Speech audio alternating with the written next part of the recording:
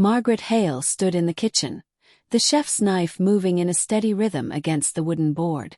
Thump, thump, thump. Each slice of cucumber fell neatly onto the counter, gleaming under the warm rays of the evening sun. 3 years had passed since her husband, Richard, died. Life had become quieter since then. When her son David offered that she move in with him and his wife Nina, it had seemed like a good idea. "Mom, we don't feel right with you living all alone," he'd said. "Come live with us. You can help look after Eli too." That phrase, "help look after Eli too," had stung just a little.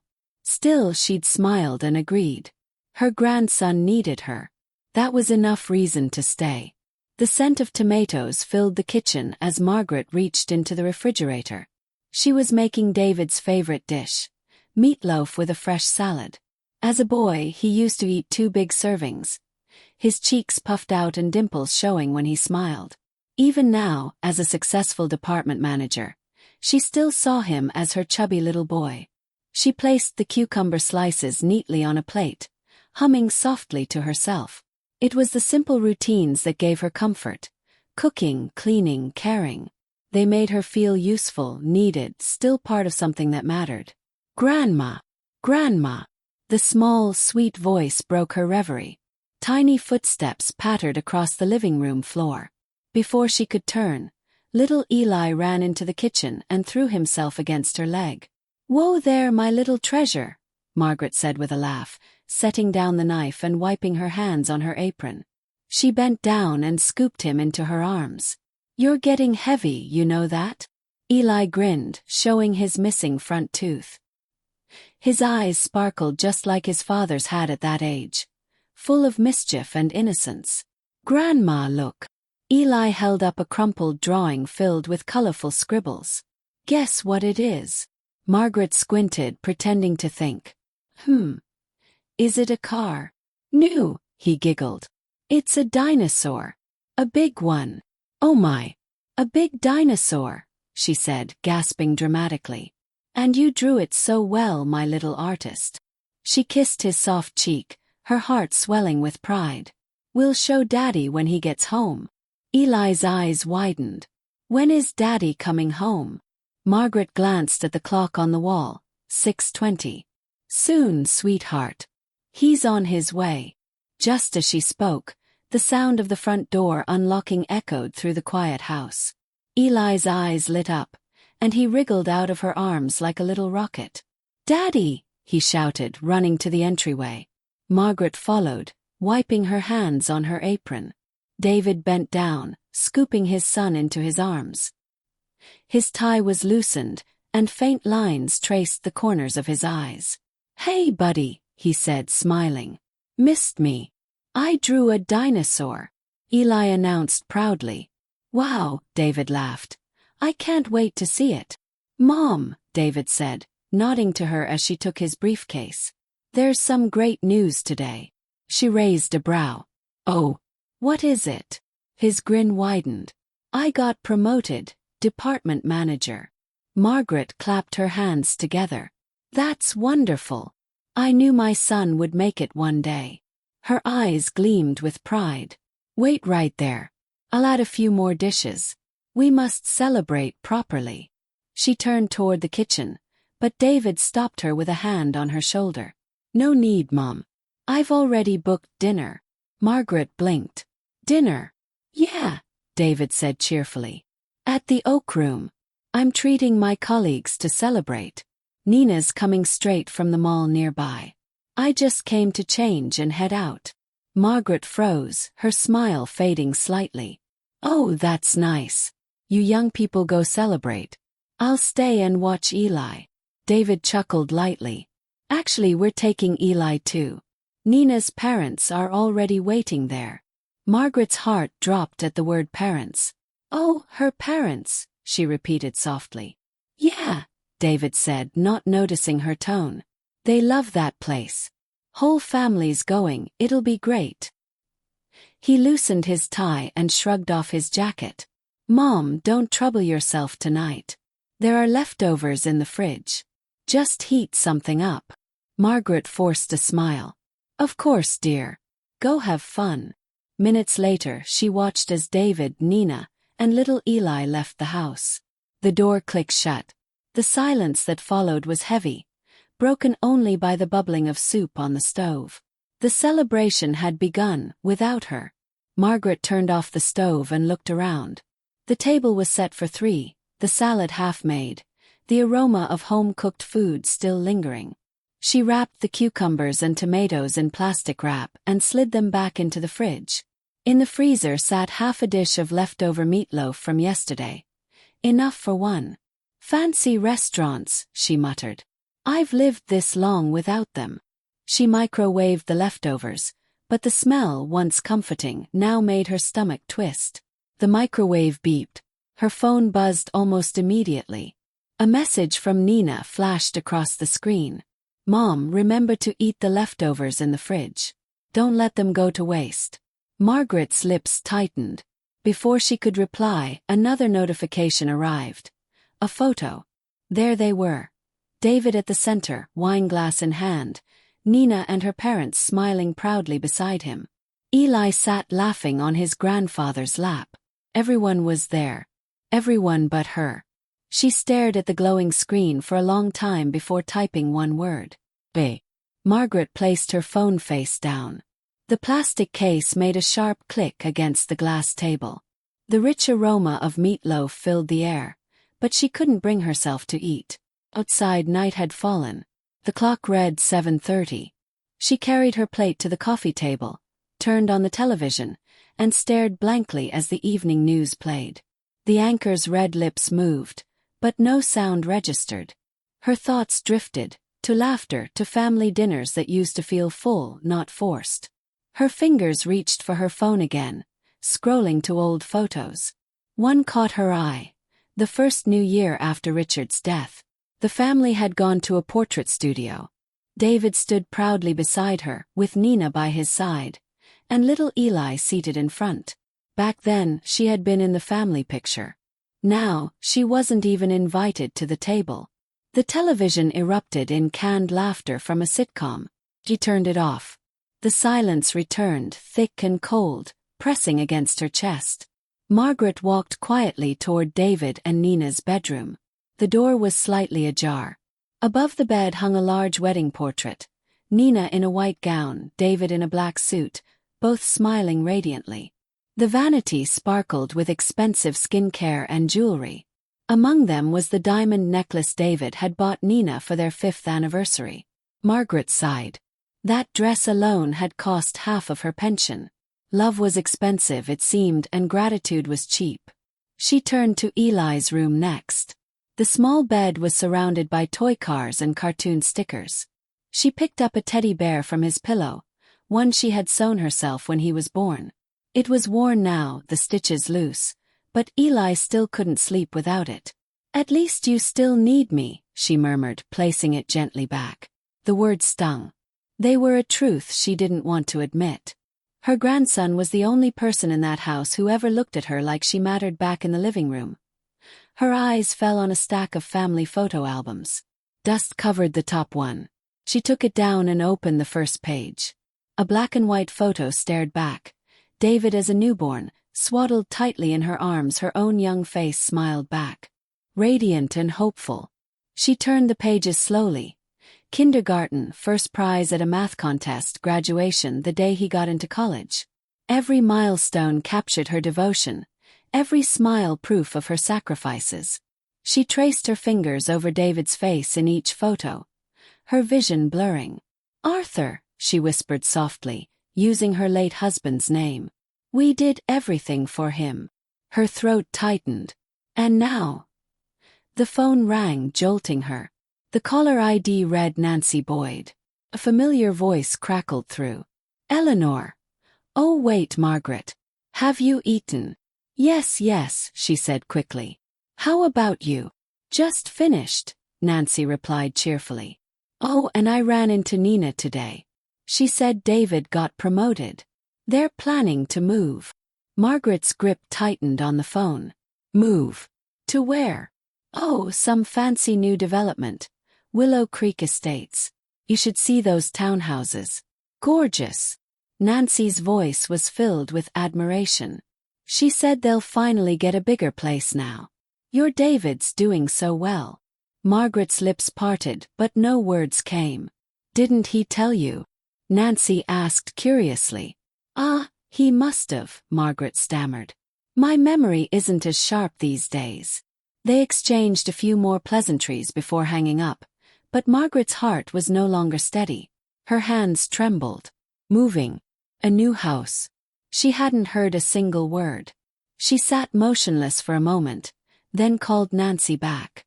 You mentioned something about the old neighborhood? Oh right, Nancy said. The city posted demolition notices last week. Your old buildings included. They're offering good compensation. Margaret's breath caught. Demolition. Didn't David tell you? Nancy asked, genuinely confused. Margaret forced a laugh. I must have forgotten. When she hung up, her fingers were shaking too much to hold the phone. Margaret stepped out onto the small balcony. The summer night air brushed her face, cool and lonely. In the distance, city lights shimmered, the skyline faint against the dark. Somewhere across town, laughter and clinking glasses filled a restaurant where her son sat with his wife's family. She leaned on the railing, tears stinging her eyes. So that's how it is, she murmured. She wasn't part of their plans anymore. Not the dinners, not the moves, not even the future. Just the leftovers. She walked back in and opened the photo album again. On one page, she found their old graduation picture. David in his cap and gown, standing proudly between her and Richard. The three of them smiling beneath the sun. Back then, she was still someone who mattered. She traced her son's youthful face with trembling fingers. You don't need me anymore, she whispered. The tears came before she could stop them. One fell on the photograph, blurring her reflection in the glass. Margaret wiped her tears and went to the bathroom. The woman staring back at her from the mirror looked older than she remembered. Her eyes were red, her cheeks hollow. The faint wrinkles that Richard used to kiss so tenderly had deepened into weary lines. 68, she murmured to herself. And still trying to fit in where I'm not wanted. She splashed cold water on her face, but it didn't wash away the ache. In the mirror, she caught sight of a small framed photo on the shelf. She and Richard on their 30th anniversary, holding hands, laughing. Back then she had felt needed, seen, loved.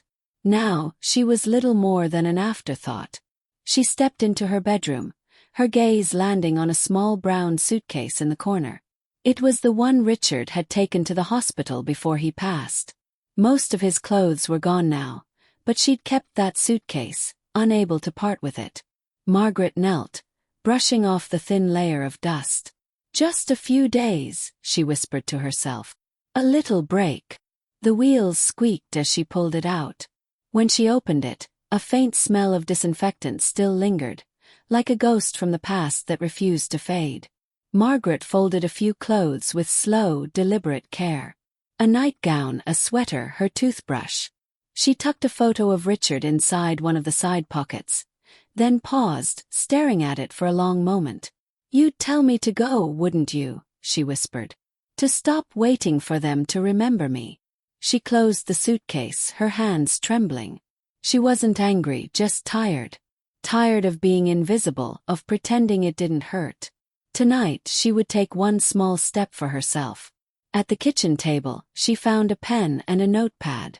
Her handwriting, once neat, wavered slightly. I'm going to stay with Doris for a few days. Don't worry about me. She hesitated, then added another line. There's some mac and cheese in the fridge. Eli likes it. She stuck the note on the refrigerator with a small magnet shaped like a sunflower, the same magnet Eli had made in kindergarten. For a moment, she just stood there, her fingers tracing the edges of the paper. Margaret walked slowly through the house. The living room she cleaned every day. The kitchen where she cooked every meal. The toys scattered near the sofa, the family photo above the TV, the faint smell of baby lotion in the hallway. All these small traces of her care, unnoticed.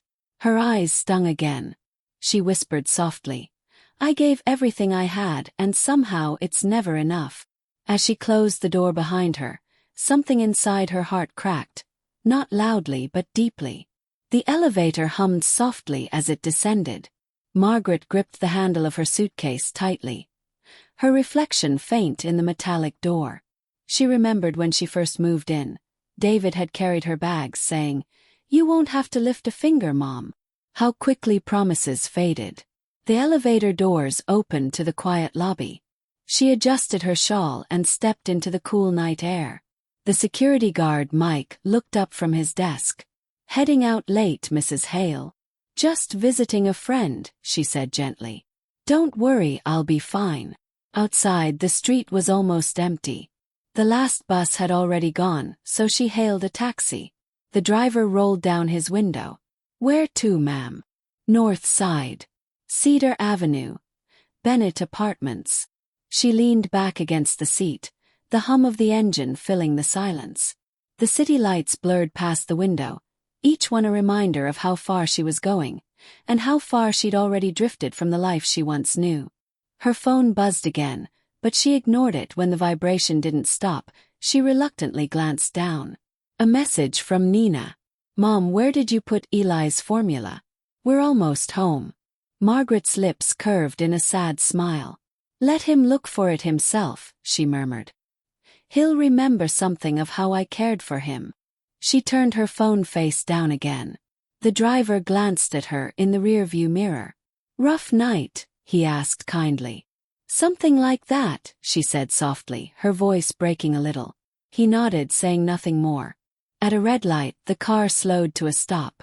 Outside, a young couple crossed the street, holding a little girl's hands between them. They laughed about something, the kind of easy, unguarded laughter that used to fill Margaret's home years ago. Her vision blurred. Once, she and Richard had walked like that with David, believing such happiness would last forever. The driver's voice pulled her back. "We're here, ma'am." She paid the fare, her hand shaking slightly, and stepped out into the cool night. The building was old but well kept, its stairway lined with potted plants. She hesitated at the entrance, wondering if she should call first. It was late after all. But then, she thought of the empty apartment she had left behind, of the silence that would greet her if she went back. Gathering her courage, she climbed the stairs and pressed the doorbell. The sound echoed faintly. Her heart pounded. Then footsteps. The door opened. "Margaret!" Doris blinked in surprise. "My goodness! What on earth?" Margaret managed a weak smile. "Can I stay a few days?" Her voice came out rougher than she expected. Without hesitation, Doris stepped aside. "Of course, come in. You don't even have to ask." She took the suitcase from her. "What happened? Is it David and Nina?" "It's nothing," Margaret said, forcing a smile that didn't reach her eyes. "Just needed a bit of fresh air." Doris studied her for a moment, then nodded. "All right. But you'll tell me when you're ready."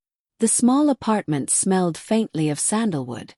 A photo of Doris and her late husband hung above the couch. There were a few green plants by the window, and a soft yellow light glowed from a reading lamp. The air was calm, almost healing. "Have you eaten?" Doris asked, heading toward the kitchen. "I can heat some soup." "No, thank you. I had dinner." Margaret sat down on the couch, feeling her legs ache with exhaustion. For the first time in years, she allowed herself to simply sit and breathe. "Go take a shower," Doris urged gently.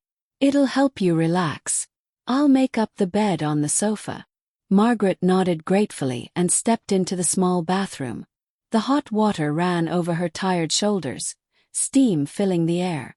She hadn't realized how tense she'd been until that moment. Her reflection blurred in the fogged mirror, her face softening as the warmth soaked through. For once, there were no small feet pounding on the door, no voices calling her name. Just quiet.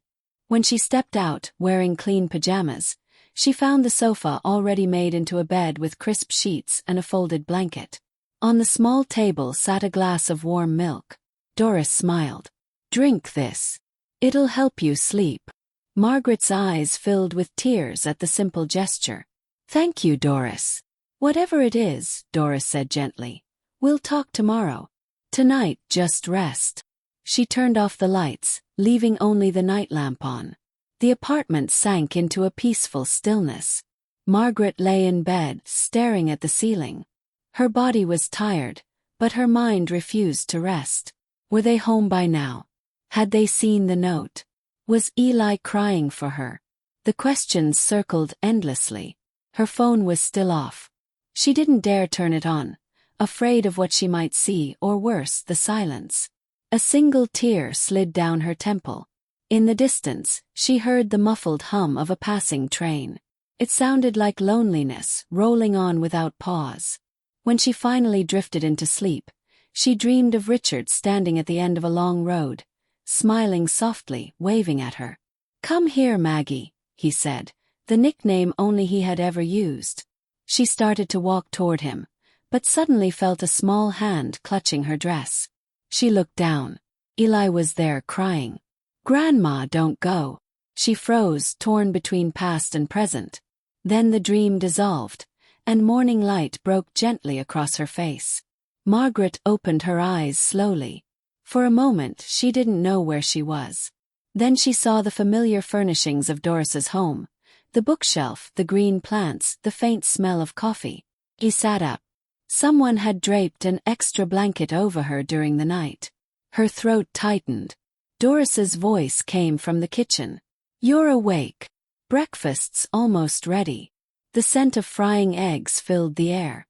It was simple, homely, warm, and it made Margaret feel something she hadn't felt in a long time. Cared for. Doris set the table. Fried eggs, oatmeal and pickles. "It's not fancy," she said. "Just something quick." "It's perfect," Margaret replied sincerely. They ate quietly at first, the clinking of spoons the only sound. The sunlight streamed through the curtains, soft and golden. It reminded Margaret of her working days before retirement, when she and Doris used to share meals in the company cafeteria. Days when life still felt like hers to shape. Now she wasn't so sure who she was anymore. After a while, Doris leaned forward. "Now tell me what really happened." Margaret stirred her oatmeal, watching the spoon trace small circles. Then she began. The dinner she wasn't invited to, Nina's message about leftovers, the photo from the oak room, the news from Nancy about the demolition. Doris listened silently, her face growing darker with each detail. When Margaret finished, she let out a long sigh. "They didn't even tell you about the demolition. That's cruel, Maggie. Truly cruel." Margaret nodded faintly. "I don't even know what's going on with the old house," she said, her voice cracking. "It's the place where Richard and I raised David. Every corner has a memory. And now—" She stopped, pressing her lips together. Doris reached out and held her hand. "Then we'll find out," she said firmly. "You deserve to know." Margaret looked up, tears welling in her eyes. "Do I?" "Of course," Doris replied. "You're his mother. You deserve more than scraps of kindness." Later that morning, after Doris left for her morning walk, Margaret sat at the small dining table with her phone in hand. She hesitated, then dialed the number printed on the demolition notice Nancy had sent her through text. "City Housing Department, good morning." The woman's voice was brisk. "Hello, this is Margaret Hale," she began. "I used to live at 19 Willow Street.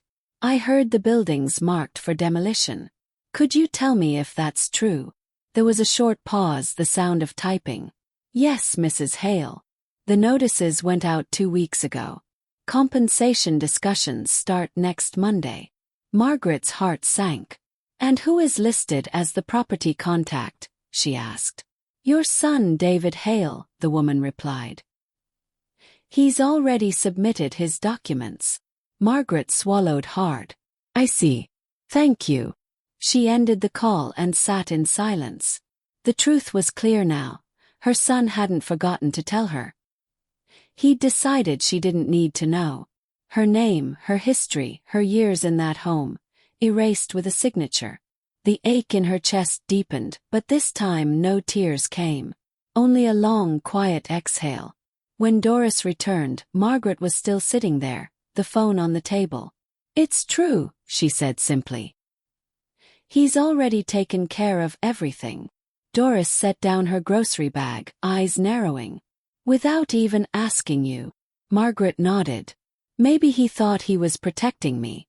Or maybe I just don't fit in his life anymore. Don't say that, Doris replied sharply. You're the reason he even has a life to live.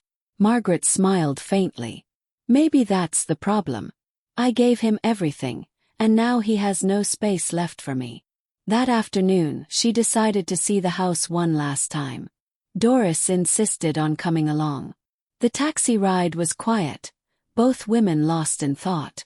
When they arrived, the old neighborhood looked different. Construction signs everywhere, red notices pasted on gates.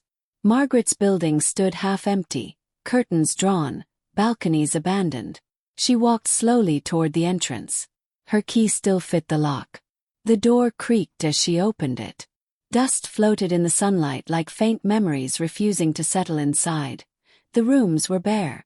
The furniture gone, the walls stripped of color. Margaret walked through each room. The kitchen where she had cooked her first meal as a bride. The living room where David had taken his first steps. The small balcony where she and Richard once sipped tea at sunset. Every corner breathed with silence. It's strange, she whispered. I thought it would hurt more.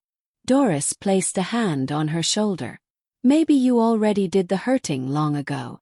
In the corner of the bedroom closet, Margaret noticed a small tin box she had forgotten about. She opened it and found an old envelope inside. Her and Richard's marriage certificate, yellowed and fragile, and a savings passbook she hadn't seen in years. She turned the pages slowly. The account still held a small sum, money Richard had once saved for our future travels. Her lips trembled. Maybe this is what he meant, she whispered. To use it when I need to start again. She stood in the middle of the empty room, looking around one last time. The air smelled of old paint and dust. Goodbye, she said softly. Thank you for keeping us safe. Her voice echoed faintly. Then she turned and walked out, locking the door for the last time. Outside, a gust of wind blew her hair into her face. Doris looped her arm through hers. Let's go home, she said. Margaret nodded. Yes, she replied, surprising herself with how right that word felt. That evening, Margaret sat at Doris's desk with a blank sheet of paper before her. She didn't plan to scold or plead, just to tell the truth. Her handwriting was steady now. David, I know about the demolition and the new house. You don't have to explain. I'm happy you're moving forward. I only wish you had thought to tell me yourself. I've gone to stay with Doris for a while. Don't worry about me. Take care of Nina and Eli. Love, Mum. When she was done, she folded the letter carefully and slipped it into an envelope. She didn't send it right away.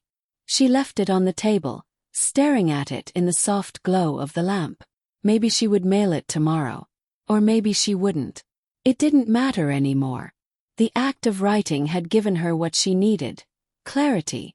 For the first time in years, she wasn't waiting for anyone's approval. She was simply being. The next afternoon her phone rang. The screen showed David's name. Her heart skipped a beat before she answered. Mom. Where are you? His voice was tense. At Doris's, she said calmly. You left without telling anyone. Nina's been worried sick. Has she? Margaret asked softly. There was silence. Then David said, I should have told you about the house. Things have been busy. I didn't mean to. I know, she interrupted gently. You don't have to explain. Her tone was kind but firm. David hesitated. Eli keeps asking for you, he said quietly. He drew another dinosaur. Margaret smiled faintly. Tell him Grandma loves him very much. Will you come home soon? He asked. Not yet, she replied. I think I need some time. Another pause. All right, David said at last. Take care of yourself, Mom. You too, she said softly before ending the call. She stared at the phone for a long time, realizing she no longer felt angry, just free. Later, she joined Doris on the balcony.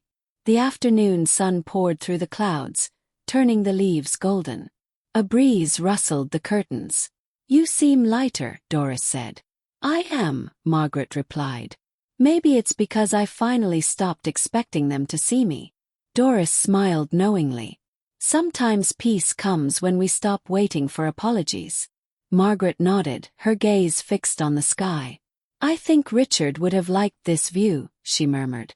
It feels calm, like forgiveness.